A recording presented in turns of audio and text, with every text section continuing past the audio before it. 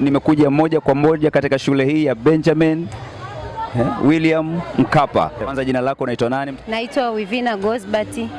Na mdogo wako anaitwa nani? Anaitwa Dani Gosbert. Ulikuwa unategemea kama angefikia hapa sasa hivi alipo?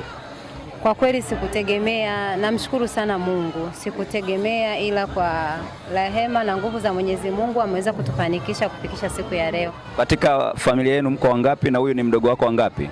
Katika familia tupo 4 na huyu ndo last born wa familia. Yaani huyu ndo mtoto wa 4 katika kuzaliwa. Anahitimu kidato cha 6. Kombi gani? HGK. HGK. Kwa wale ambao hawaelewi HGK maana yake? History, Kiswahili na Geography. Hongera sana. Asante. Na mtazamaji, huyu ni mzazi. Naitwa Beatus Gosbert Stefano Mfuko. Najisikiaje kijana wako kumaliza kidato cha 6? Kwa kweli najisikia raha sana. Mungu mkubwa, hatukutegemea kama angeweza kufika hapa. Leo tumetoka naye mbali sana sana. Unapenda kuwaasa nini vijana ambao wanatamani kuhitimu kama kijana wako leo? Kwanza kabisa nachoweza kuzungumzia, kitu cha kwanza ni nidhamu. Kitu cha pili wamjue sana Mungu. Maana Mungu ndo kila kitu. Tatu naweza nikasema na upendo nao umechangia. Kwa mfano naweza nikamsemea mdogo wangu hapa Dani, nimeanza naye akiwa form 1 pale Benjamini. Tumepambana naye hivyo hivyo, tumeenda tunambeba, akawa anatii tunachomwambia, anatusikiliza.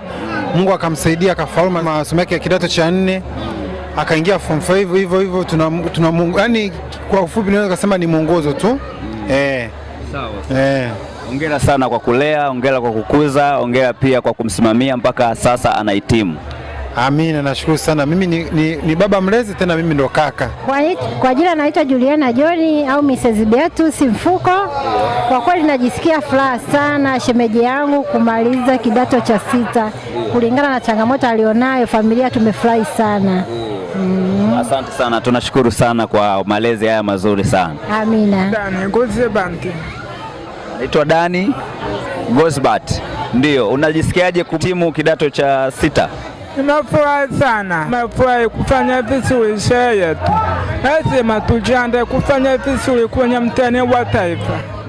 Sawa, mtazamaji wa KSTV, kama ulivyosikia amefurahi kuwa mojawapo kati ya waliohitimu moja kwa moja kutokea eneo la tukio. Jina langu naitwa Samson Simon, mtangazaji wa KSTV.